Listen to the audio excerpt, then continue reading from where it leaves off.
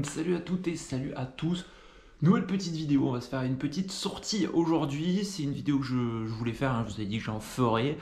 On n'a pas été gâté par le temps, on a eu beaucoup de vent, beaucoup de pluie. J'ai fait pas mal de home trainer et les sorties que j'ai fait, il y avait du vent, donc c'était pas très agréable. Aujourd'hui c'est assez couvert, mais le temps est plutôt pas mal, il fait pas trop froid, etc. J'ai quand même mis, vous le voyez, les petites manchettes. Donc on va voir, mais on va essayer de faire une bonne petite sortie. Je vais voir comment je filme tout ça. Ça sera un petit peu un test aussi pour les quand on va faire le Ventoux, quand on va faire l'étape du tour, etc. etc. Donc ça va être un test. Je vais peut-être essayer de jouer comme ça avec la perche, mais aussi peut-être qu'on le mettra sur le vélo au niveau du guidon ou sous le cintre. Voilà, on verra un petit peu tout ça. C'est parti.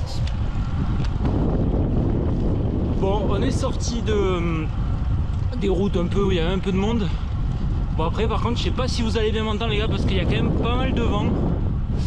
Donc bon, je vais voir un peu ce que ça va donner. Peut-être que je le mettrai juste sur le cadre comme prévu en fait, et je vous ferai de la voix off. Parce qu'on a quand même un petit vent, la température a un peu baissé. Et franchement regardez, le temps n'est pas exceptionnel. On va aller là-haut, premier col de la journée. Mais un peu déçu quand même. On est dans le sud, on n'a pas vu le soleil depuis 2 mois. Enfin on en a eu un petit peu, on a eu de belles journées, mais on a eu pas mal de pluie, pas mal de vent. Donc c'est assez pénible quand même. Mais bon, on va faire un bon petit tour. On va être dans un col là pendant 8 km à peu près, donc le vent va pas être trop gênant. Et après on verra ce qu'on fait après une fois sur le plateau. Allez, c'est parti les gars, premier col de la journée. Col du vent, on monte un peu déjà, mais 7 km et demi de pente. Un peu moins de vent, mais on va repartir sur des parties plus exposées, donc ça risque de souffler. J'essaierai de vous faire des petits plans sympas.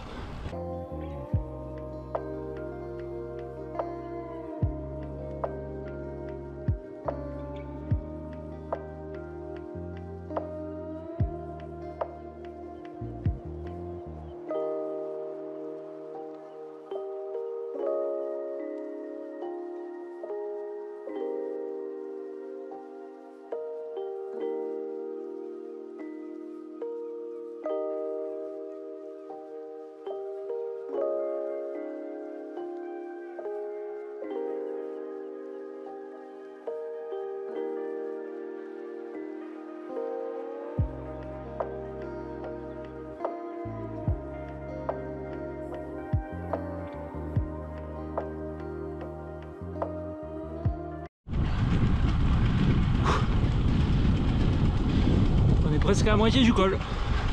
Le vent est pas trop chiant, pas trop dérangeant. Toujours couvert. Pareil, mais les températures baissent pas, donc c'est assez agréable. En plus, il n'y a personne, les gars. Ça, c'est une folie. Quand on a des routes comme ça, tout seul, il n'y a vraiment rien de mieux.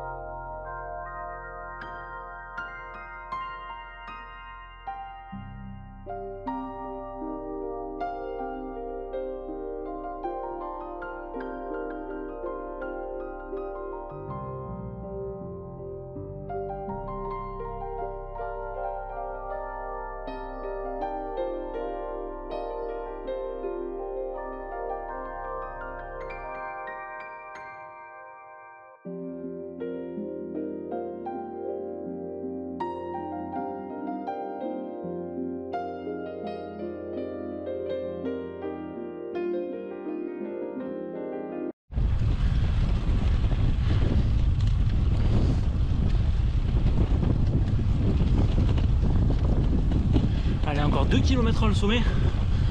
Le vent est pas chiant, on l'a pris un peu de face à un moment. mais impeccable. Et là il y a vraiment de beaux points de vue. Quand il fait beau on peut voir la mer en bas là-bas. Et bon là aujourd'hui c'est un peu raté les gars. Alors on continue. On n'est pas très loin du but.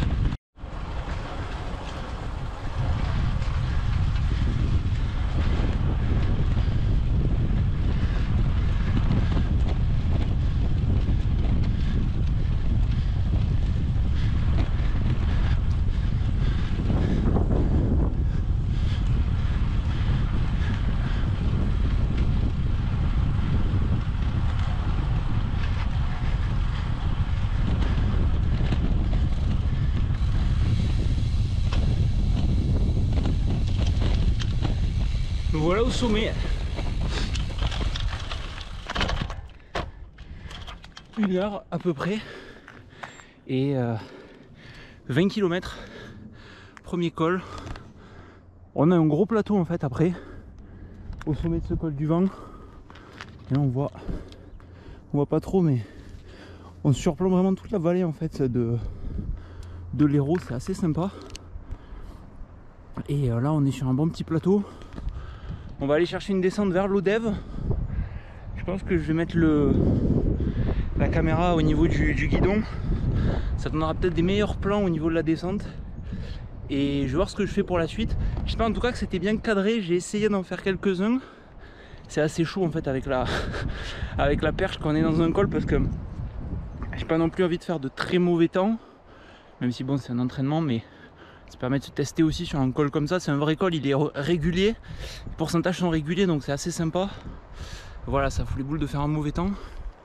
J'ai doublé un cyclo à 3 km de l'arrivée. Enfin 3 km du sommet. Je sais pas, je l'ai pas encore vu. Mais bon voilà. En tout cas, il n'y a personne sur la route, c'est super sympa. Le temps 12 degrés on a au sommet, donc j'ai bien fait de mettre les manchettes. Et j'ai pris un petit coupe-vent quand même au cas où. Pour le moment ça va bien, donc voilà. Je vais vous mettre la caméra et les gars, on va essayer de se faire des jolis plans pour la suite. Et on est donc dans la partie, enfin la fin du plateau. Je vous ai mis un petit coup d'accéléré. Vous le voyez, le temps est un peu couvert. J'étais un peu déçu, mais bon, ça va. Il est vraiment pas très froid, mais c'est dommage parce que ça peut vraiment donner de super plans. Là, on n'est pas encore dans la descente. On est sur un espèce de petit coup de cul. On se retrouve avec un petit coup de cul. Donc ça, c'est la position de la caméra sous le cintre. Donc c'est vrai que ça fait un angle assez ouvert, assez large et ça fait de très jolis plans. Le seul problème est que j'ai peur, comme je crois que je le dis après, c'est qu'en course malheureusement avec la plaque de cadre en fait qu'on est obligé de mettre à ce niveau là, eh ben, ça le bloque un petit peu, donc c'est peut-être pas le mieux, ou sinon il faudra que je trouve comment mieux attacher la plaque de cadre pour pas que ça interfère avec la caméra. En tout cas là on est vraiment sur un endroit très sympa, vous voyez, on va croiser vraiment très peu de voitures. Donc bon, là on en croise deux d'un coup, mais il y a très peu de voitures à ce niveau là. Les routes c'est pas non plus des billards, mais elles sont pas non plus trop délabrées, donc ça c'est assez cool. Et ça permet vraiment de prendre du plaisir. Là on descend légèrement, mais on n'est pas encore dans la partie vraiment descendante. Moi c'est vrai que c'est pas mon fort la descente, et c'est vrai que cette descente là que je vous mets à l'instant là, c'est une descente qui m'a vraiment permis de bien m'améliorer, parce qu'il y a des virages, il n'y a jamais trop d'épingles, on peut quand même prendre pas mal de vitesse, et en plus ça permet vraiment de bien travailler les trajectoires et la vitesse, donc ça c'est assez cool. Et en plus il y a très peu de voitures sur ce genre de route, donc c'est vraiment top. Là on est sur la fin, enfin on est sur la descente qui est assez longue, hein, elle fait 5-6 km je crois celle-ci. Elle est assez régulière et vous le voyez, hein, on prend bien les courbes, les trajectoires on peut bien les prendre. Bon, c'est vrai que des fois vous voyez que je coupe un peu en plein milieu, mais je prends aucun risque. On a une bonne vue, on voit qu'il n'y a pas de voiture en face. Non, je prends pas ces risques habituellement, mais là je sais qu'il n'y a pas de voiture derrière, pas de voiture en face, au loin, donc je me permets voilà, des fois de venir couper un peu. C'est pas recommandé sur des grosses routes, mais là sur ce genre de route c'est tout à fait faisable. Et là, on va aller chercher la deuxième difficulté de la journée juste après, ce qui me permet pas forcément de répéter, on va dire, les efforts qu'il y aura sur l'étape du tour. C'est que souvent, en fait, au sommet des cols ici, on a vraiment directement en fait un plateau au sommet. Et là, c'est ce qu'on retrouve, hein, vous le voyez. On avait un premier plateau ici, là on va en avoir un deuxième.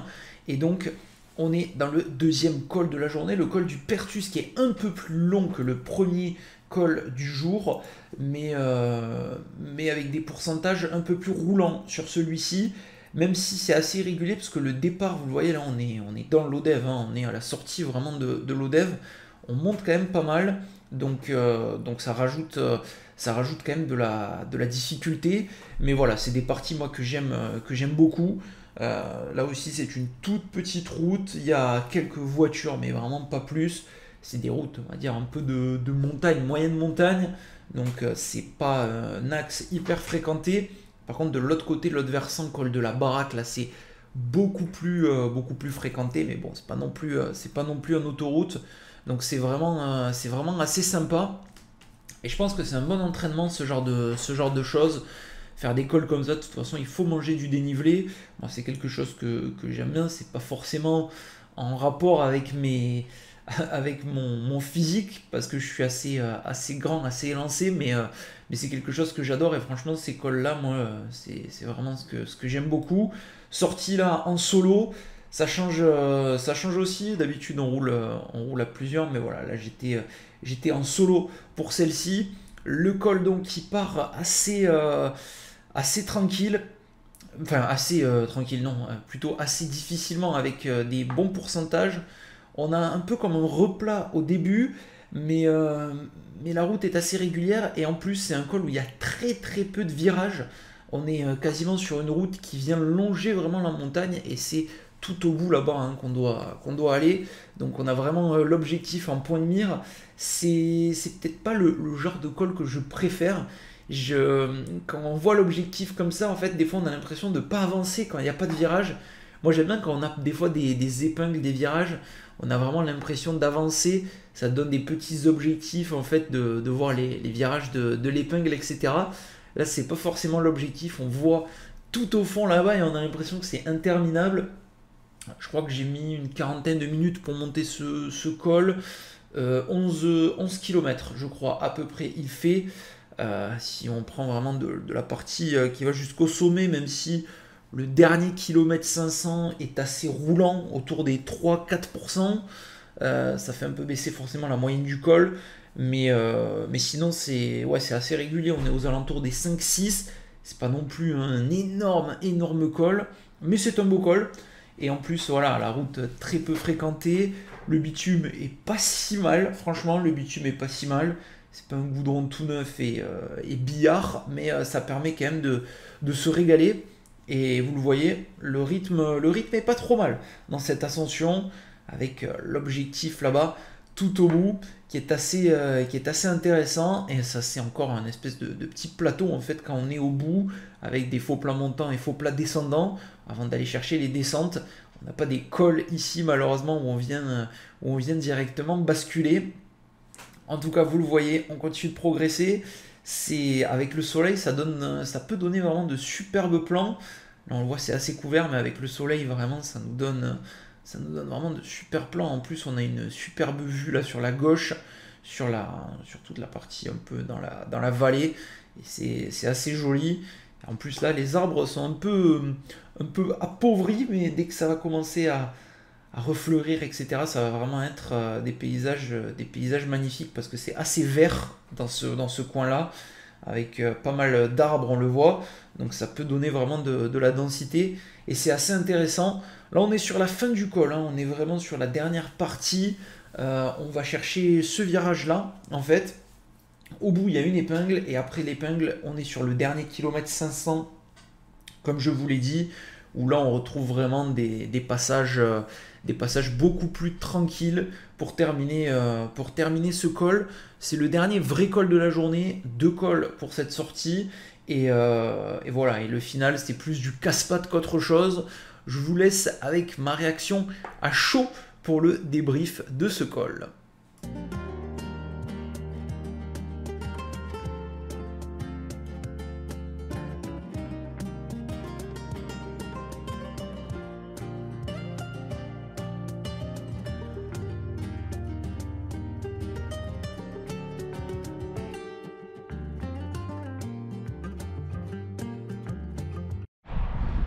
Deuxième col de la journée, le col du Pertus, on est au sommet, le temps toujours pareil, il fait assez bon après quand on roule. Là on a quoi? On a un petit 13 degrés, voilà, donc 55 km, 1400 de dénivelé, 11 km ce col du Pertus, mais il est beaucoup plus roulant que tout à l'heure. J'ai essayé de vous faire des petits plans pour changer, j'essaye vraiment de trouver ce qui va le mieux. Je sais pas si sous le guidon comme ça c'est le mieux. Le problème c'est quand je le mets dessus, on voit le compteur, c'est peut-être pas terrible. Je tenterai peut-être pour les prochaines fois aussi de le faire avec le baudrier. Donc là on va repartir, on va avoir une petite descente, mais bon, j'ai fait le gros du dénivelé. C'est une belle sortie, on est à 2h24, donc je pense que ça va être un 3h30, 4h à peu près. Plutôt intéressant. Là on va repartir sur une route comme celle-ci, avec ouais, c'est un plateau en fait. Toujours une belle vue, malheureusement on voit pas trop, le temps est couvert, mais c'est vrai qu'on a pas mal de relief et tout, et c'est assez sympa. Donc voilà, je vais essayer de vous faire d'autres petits plans intéressants pour la suite de cette vidéo les gars. Il y a pas mal de vent, à nouveau le vent qui s'est remis à souffler. Nouveau col du coup qu'on vient de monter. C'est le panneau qui bouge là-bas tellement il y a du vent. Je me demandais ce que c'était ce bruit. Ouais, nouvelle petite difficulté, on est passé à 1600, quasiment 1700 de dénivelé. Voilà, après c'était tranquille, mais il y a pas mal de vent de face, c'était assez chiant. Là on va redescendre sur le Salagou, après on va avoir le cirque de Mourez, donc je pense que je vais vous remettre la caméra guidon parce qu'il y a vraiment des super points de vue. Là c'est vraiment une descente que j'adore en principe, malheureusement ben voilà, le temps est pourri, mais sinon c'est vraiment très beau. Par derrière là-bas, après on a une vue en plus sur le Salagou, donc c'est vraiment très beau, mais voilà, là c'est assez couvert avec du vent, température c'est pas rafraîchi, tant mieux. Et voilà, je sais pas si vous entendez le vent, mais c'est un truc c'est assez chiant, assez dérangeant, mais bon, on va se faire plaisir. On va terminer la sortie 82 km 6, je pense qu'il reste à peu près une quinzaine, vingtaine de kilomètres.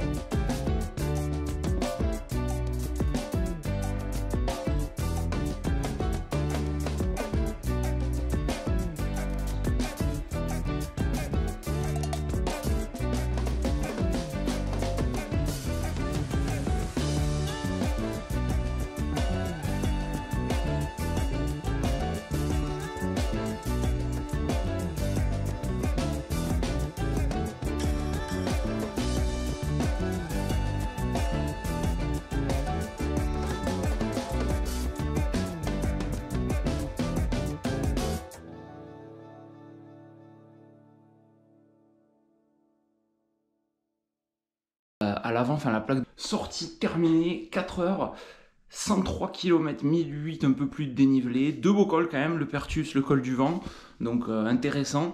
N'hésitez pas à me dire ce que vous pensez de ce format, quel angle de caméra. Je pense que sous le guidon c'est pas mal, mais ça risque d'être un peu chiant quand on va faire des courses parce qu'il faut mettre le dossard à l'avant, enfin la plaque de cadre, et elle se met à ce niveau, donc la caméra risque de gêner, et en plus c'est ça qui servent de la plaque de cadre avant quand ils font les photos pour nous retrouver, etc. Donc peut être assez pénible. L'année dernière j'avais galéré avec ça au Ventoux, j'avais mis la caméra devant et ça m'avait gêné pour localiser sur certaines photos, enfin ça n'avait pas été fait automatiquement, j'avais été obligé de rechercher, c'était assez compliqué, donc on verra. Sur le cintre c'est pas mal, mais je crois qu'on voit un peu le compteur, donc on verra. Après avec la perche, là comme j'ai là, malheureusement je vais pas pouvoir tout faire avec la perche, c'est assez contraignant, et on verra avec le harnais tout simplement qu'on met sur le torse, ce que ça donne. Voilà, belle sortie en tout cas, il faisait pas trop froid, il y avait quand même du vent, pas le temps exceptionnel, mais ça va venir, on est début avril. Donc n'hésitez pas à me dire ce que vous pensez de ce genre de format, donnez-moi également quelques petits conseils, etc. etc. Est-ce que vous voulez voir? Moi je vous dis à très bientôt les gars, merci d'avoir suivi cette vidéo, portez-vous bien, ciao ciao.